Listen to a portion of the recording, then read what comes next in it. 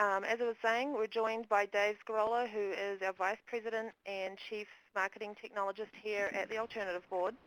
He is going to be discussing the foundations for building a successful business, as we found in a recent survey asking business owners what they would do differently launching their business with the knowledge that they have now. Just a couple of housekeeping items. Your line is muted, so if you have any questions or comments for Dave, please type them into the chat box on the left there, and we will, just depending on timing, we'll answer them as we go or towards the end. And this session is being recorded, so you will be sent the recording link and a copy of the slides later today. So Dave, if you're ready, I'll hand it over to you. Great, thanks Stacy, and welcome everyone. I think we have some interesting and exciting stuff to talk about today. First of all, if you're not familiar with the Alternative Board or TAB, TAB was started 25 years ago, so 2015 is our 25th anniversary, by Alan Fishman. And Alan had found that in his career, he benefited a lot from a board of directors. And so he identified the same need for private business owners to have that same kind of source for advice on issues and opportunities. So TAB was created to serve this need, and TAB has 3,000 members on peer boards in 10 countries. So we've been running business owner surveys for quite a few years at this point, and we ask owners a variety of different topics that are facing them. So some of the examples are the value of strategic planning, leadership qualities and leadership versus management, achieving a work-life balance, and family business topics and issues. So in December 2014, we asked business owners what they would have done differently in launching their business if they knew then what they knew now. And that's what I'm going to talk about here today. So first of all, what was the profile of the survey respondents? We had 544 total respondents. 69% have owned their businesses for greater than 10 years. 67% have greater than $1 million in annual revenue. The most common industries that their businesses are in are professional services, manufacturing, and construction.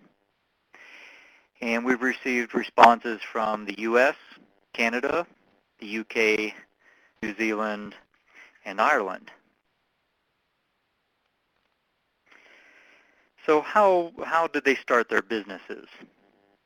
63% launched the business from scratch. 20% bought it from a previous non-family owner. And then 17% took over a family business. And we didn't specifically ask about franchising, but owning a franchise is certainly an option for starting a new business. And according to the International Franchise Association, it's a lower risk option than starting a business from scratch.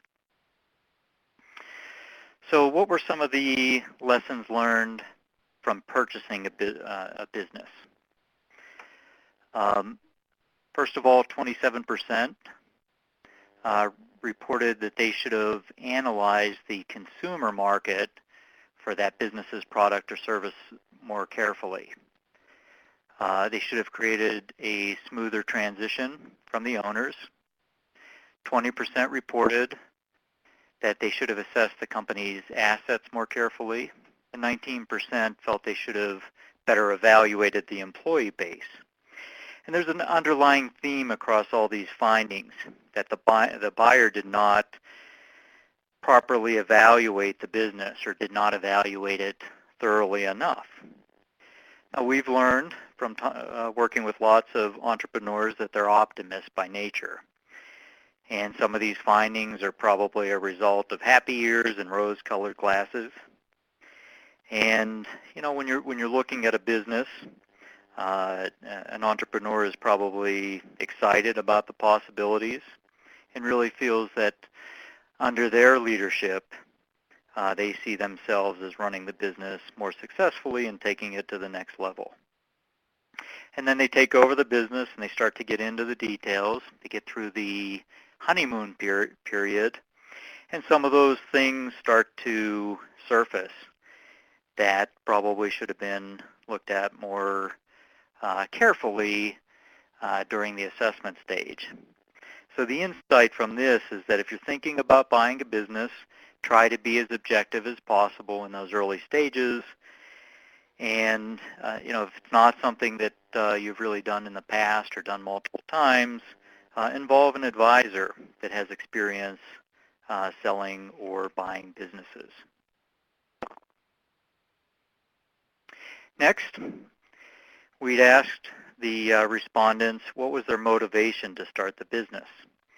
So number one, 43% wanted to be my own boss, 18% had a great idea, and 12% wanted to earn a greater income.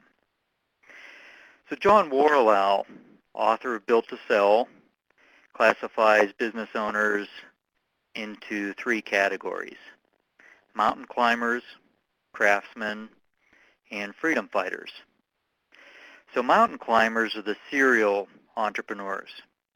So once they reach the top of one peak, they set their sights on the next one. Craftsmen are the people that had a great idea and they want to build a business around that idea, and they're very involved in the product and the details throughout the business. The freedom fighter wants to be free from the constraints of corporate positions. So they want the freedom to do it their own way, to chart their own future, and create a better culture for their employees. And based on the findings, becoming a freedom fighter is the number one motivation by far for starting a business. We then asked about funding the business. And you can see that the overwhelming majority of respondents funded it through personal savings. So clearly, business owners are investing a lot more than their time, talent, and emotions into the business. They're funding it primarily through personal savings. But there's an interesting thing to keep in mind if you're funding the business that way. Most business owners find that somewhere along the lines, when they want to take the business to the next level, they need some external capital. And the Wall Street Journal just reported that self-funded business owners actually have a hard time sort of breaking in to the venture capital world and other similar kinds of business funding sources. And the reason is because it comes down to relationships. So those take time to develop, and it's a networky type type structure to it. And I think the insight here is even if you self-fund your business, it's a good idea to start to build a network of potential investors early on.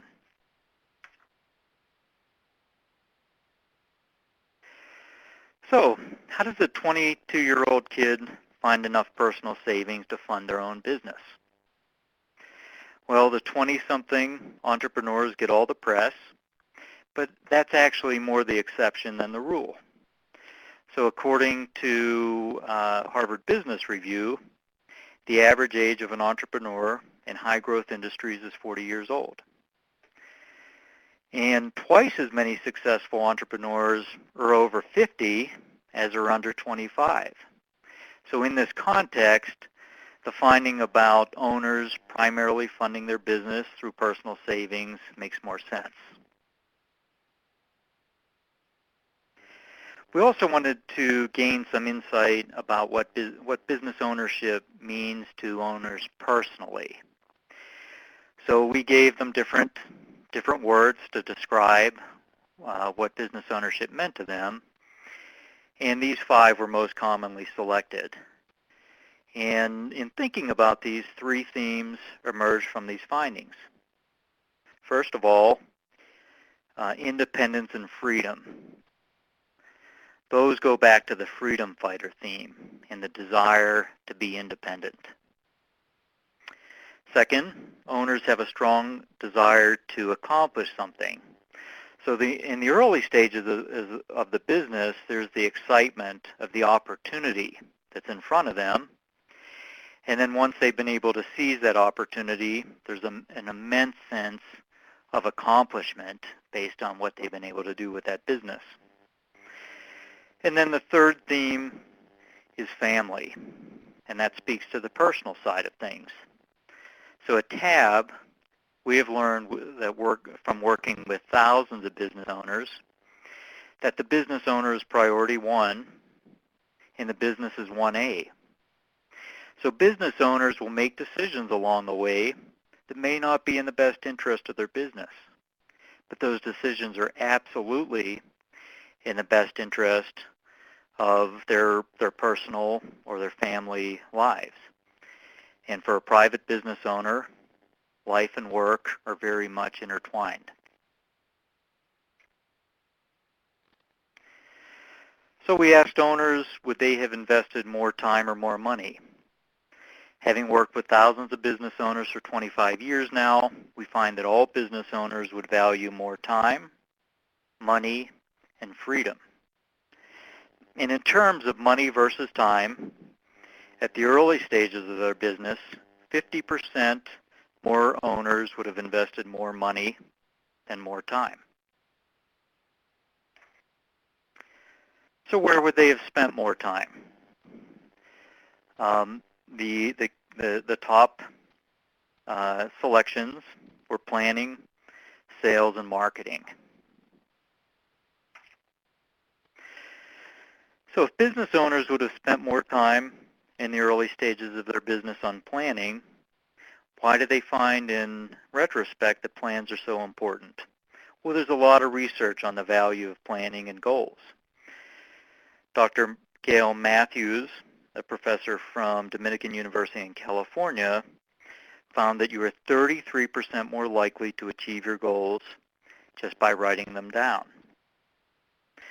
She also concludes that sharing your goals with a friend or a colleague significantly helps with the achievement. So why is that? Well, it's because you become accountable and committed to achieving your goals when you write them down and you share them with a colleague. So a lot of people start their business because they actually don't want a plan. They really don't want that structure. But as you can see from the survey, experienced business owners eventually see the value of a plan. Now, planning doesn't have to be an overwhelming or highly restrictive exercise. So here are some of the principles for building a right-sized plan for a private business. First of all, as the business owner, start with your personal vision of success.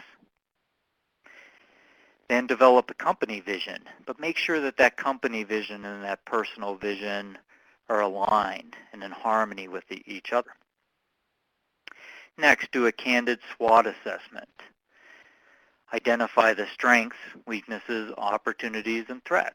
And the important aspect of that is to indeed do that very candidly. And then create a concise plan with SMART goals and actions. And it doesn't have to be particularly long, but having it written down and having it aligned back to your vision are the keys to success. So in addition to following these principles for an effective plan, adjust it regularly as conditions change. Remember though, entrepreneurs are by nature optimists, and it often takes longer to reach a goal than originally envisioned. One of the attendees, Doug, just asked about defining a SMART goal. So what do we mean by a SMART goal or action? It means that it's specific, it's measurable, that someone's accountable for it, that there's a name attached with every item, that it's realistic, not overly ambitious, and that it's time-bound. So those are the 5 key categories of a SMART goal or action. Okay, so where would owners have spent more money? Marketing, sales, and planning were all prominent in the results, but the number one area where owners would have spent more money is on employees. So John Deeney, who's a TAB facilitator and author of Hunting in a Farmer's World, writes that great employees make you money, poor employees cost you money. And so the question is, how do you go about getting those good and great employees? Well, the technical skills of a job are very important, but they're relatively easy to evaluate. But good employees bring a lot more to the table than good skills. One key area to investigate with new employees is whether they share your values. Do you value hard work? Do you value customer service? Make sure that you hire people that value these things as well. The other dimension of hiring a good employee is, do they have the right behavioral and motivational profiles to do the job? And just as importantly, do they have the right profiles to complement the rest of your team? And there are ways to find this out. So we use a series of assessments to match employees to positions.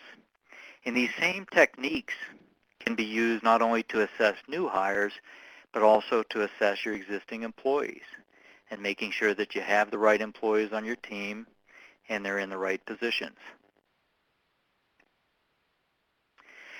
Another key area where owners have would have spent more time is in sales. And one of my colleagues went up to a keynote speaker at a conference and said, boy, I'd really love to do what you do. And the speaker responded with, yeah, but you probably wouldn't want to do what I had to do to get here. In TAB facilitator Joe Zente's ebook, he advises that all companies are sales companies. That is, no matter what industry you're in, consistent revenue generation is the lifeblood of all businesses. And what this sometimes means, especially in the early stages of starting a new business, is the owner might have to do things that they may find a little bit beneath them, like making cold calls or something along those lines. And in Joe's experience helping many companies, including many successful companies, he's found that great business owners commit to doing those activities that inferior business owners will not.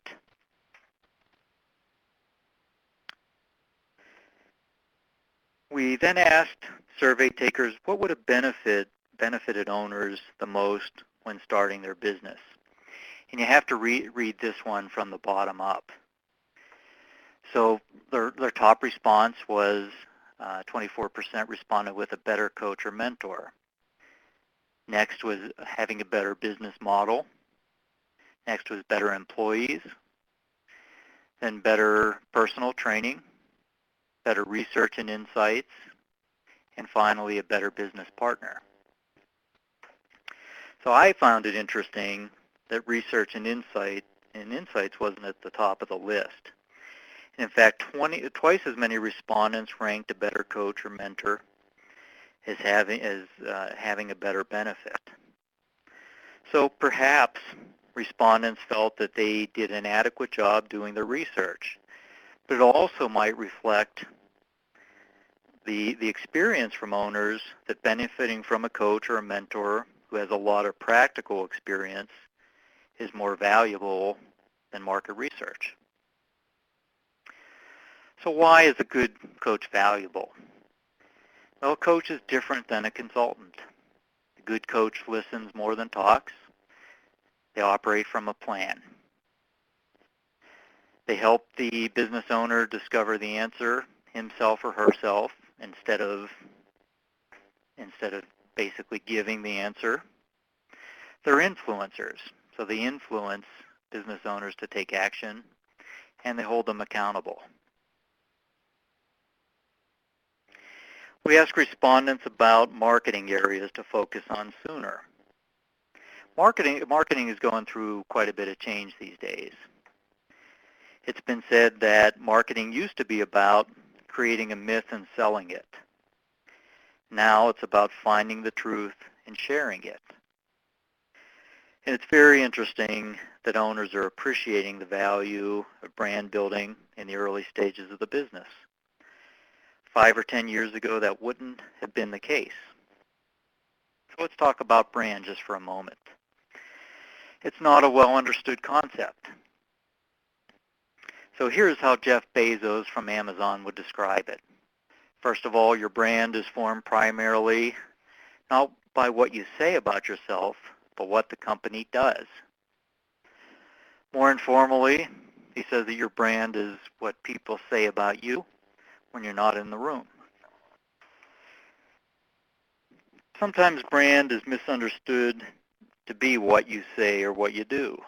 And instead, brand is based on the value that customers receive from your product or service.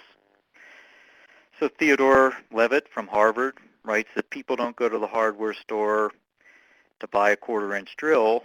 Instead, what they really want is a quarter-inch hole. So a strong brand is built by providing strong value. Strong branding is not this vague concept that only marketers care about. Instead, a strong brand has real economic value for a business. So a strong brand pre-sells a product or service, makes it easier to acquire customers. Customers are willing to pay more for a strong brand. Customers of a strong brand have higher retention, and customers will also go deeper with the brand, so they'll purchase more products or services from a strong brand. Now, a key part of building a successful brand is realizing that your product or your service, that your brand, is not for everyone. So accepting this and connecting with people that your brand will resonate with will be much more effective in developing a strong brand and connecting with those folks that really will, that your brand will resonate with.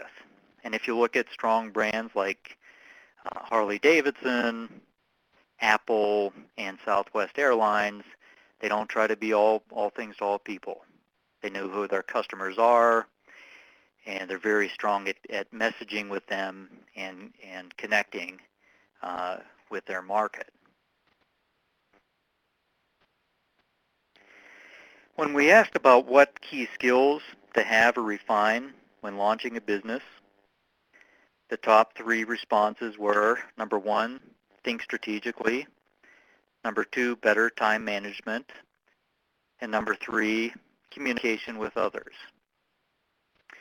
So the strategic planning process discussed previously will help in the strategic thinking area.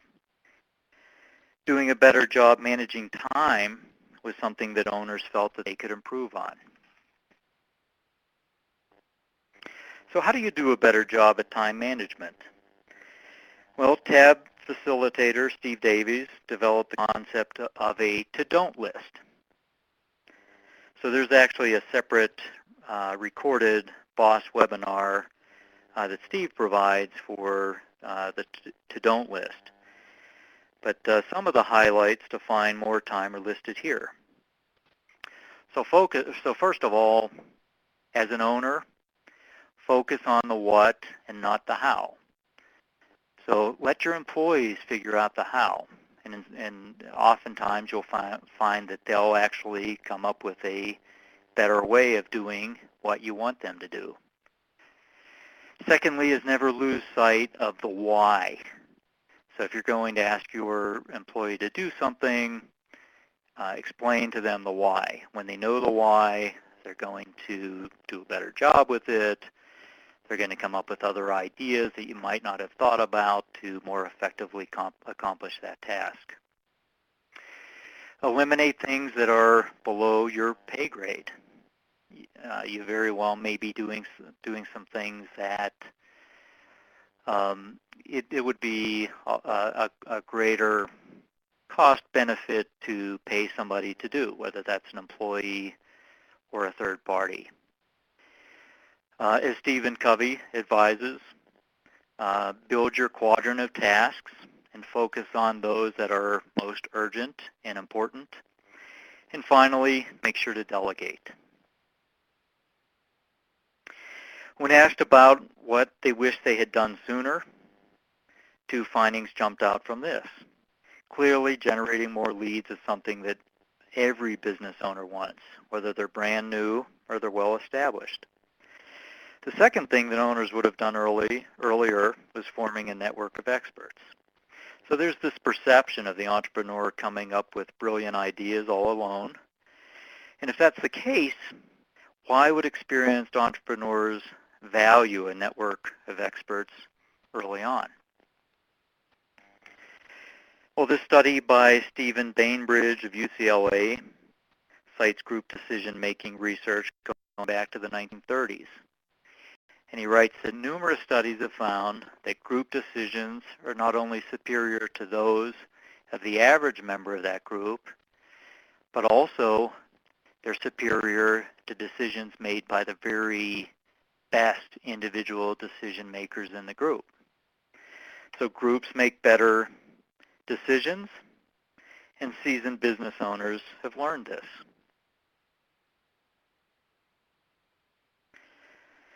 When we asked about one thing that owners would have liked to have done more of when first launching their business, the number one response by far was delegate to others. Some of the other responses were relax more, take more risks, ask for help, learn from their mistakes, and listen more and listen better. So successful owners have come to realize that the more they let go and delegate, the stronger their business is. So even if new owners bring in great employees and trust and value them, they often have trouble letting go. So in surveying hundreds of companies in Built to Sell, John Warlow has uncovered the importance of delegation to the value of the business. And he's identified the business owner's paradox, which is the biggest factor in driving up the value of your business is the degree to which your company can run without you, the owner. So one critically important thing in developing a business is that you're not simply creating a job for yourself, or you're not being self-employed. So TAB facilitator Joe Zente outlines the key differences between becoming self-employed and becoming a business owner. So if you're self-employed, your business cannot run without you. You're the chief cook and bottle washer. You're working in your business rather than on your business. You spend a lot of time putting out fires. You're seeking survival and hoping that you're going to achieve your profit goals. When you do get to take a vacation, you're connected back to the company with emails and phone calls, and your business is virtually worthless without you. So the bottom line is that the business owns you. Let's contrast that with becoming a business owner. The business owner runs well without you. You have the freedom to work if and when you wish to work. You're typically working on your business. You plan your work and work your plan. Your sales and marketing processes deliver consistent, predictable sales. You get to vacation often, and you get to disconnect when you take a vacation. Your business has tangible intrinsic value with or without you, and the bottom line is that you own the business. So becoming a business owner turns your business into a performing asset that other people will value as well as you.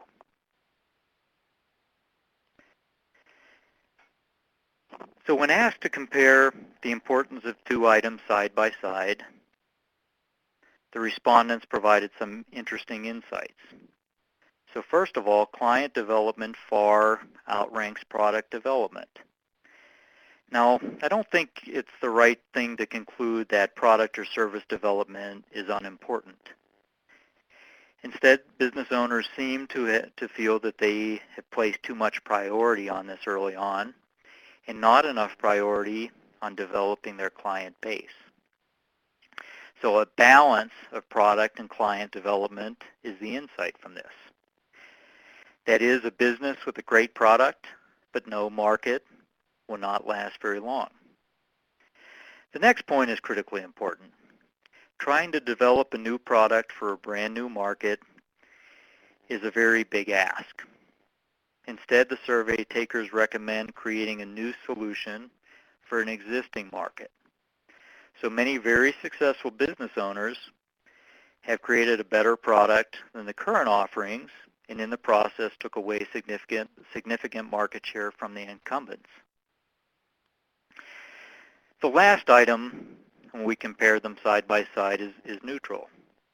Half of the owners advocate targeting a product or service to multiple areas, while the other half would concentrate on one area. So on one hand, don't put all of your eggs in one basket, but on the other hand, be sure that if you are focused on one area, that you are truly excellent in this area. So John Gorville from Harvard has done some research, and he writes that many innovations fail because consumers irrationally overvalue the old, while companies irrationally overvalue the new. And he claims that new products need to be 9 times better than existing solutions to break old habits and actually get used.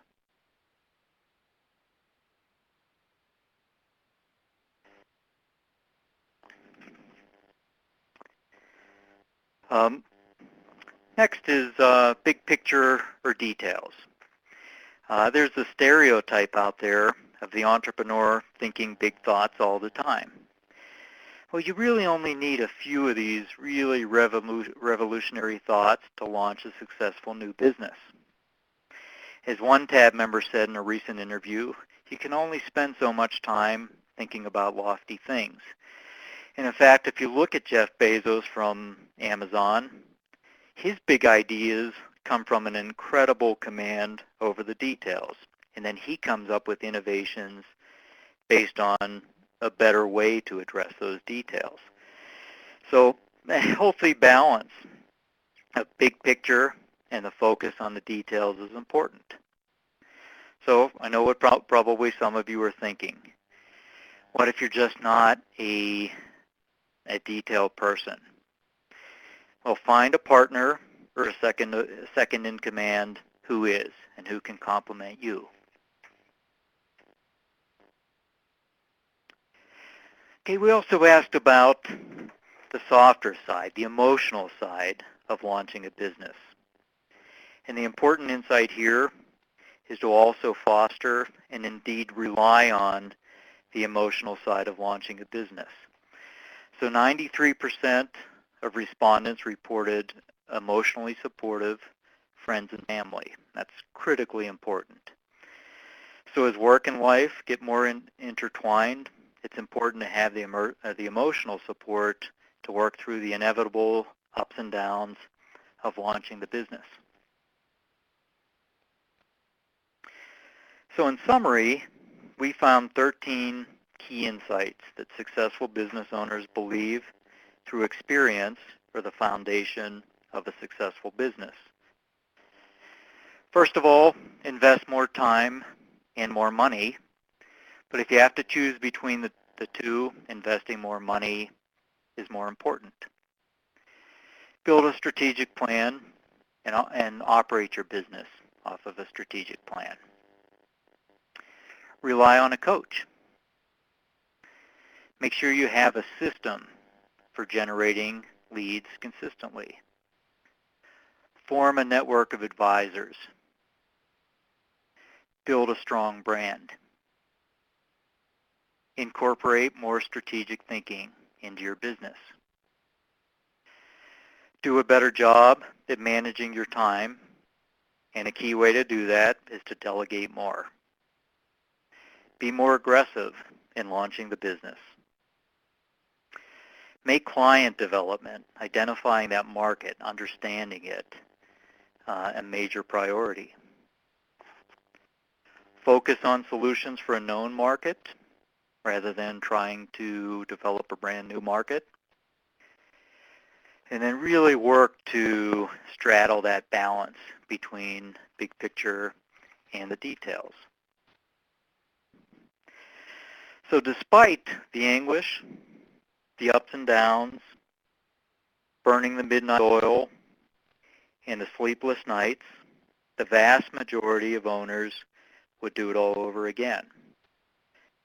And so let's go back to those adjectives that they use to describe their business ownership. Freedom, independence, opportunity, accomplishment, and family. Those are the ways that business owners describe running a business, and wouldn't we all want to achieve these things as part of our career? TAB helps business owners improve their business and their lives through business owner advisory boards. You can visit our website or contact me if you want to learn more. Thank you for attending today's webinar. Are there any questions? If there are, just type them in the chat box. Great, thanks, Dave. A lot of great insights in there. So You're welcome.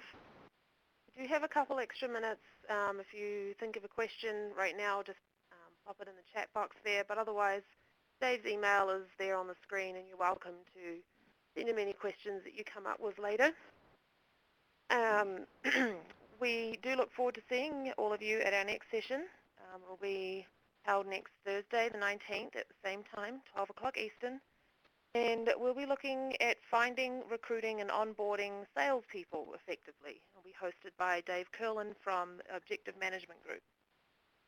As with all of our webinars, if you can't make the live session, feel free to register anyway, and you'll just be sent a link to the recording to watch in your own time. You can check other upcoming webinars as well as all previous recordings on our website, www.thealternativeboard.com, and it'll take you straight to the events page. And I just want to thank everyone again for joining. Thank you, Dave. And to everyone, have a great rest of your day.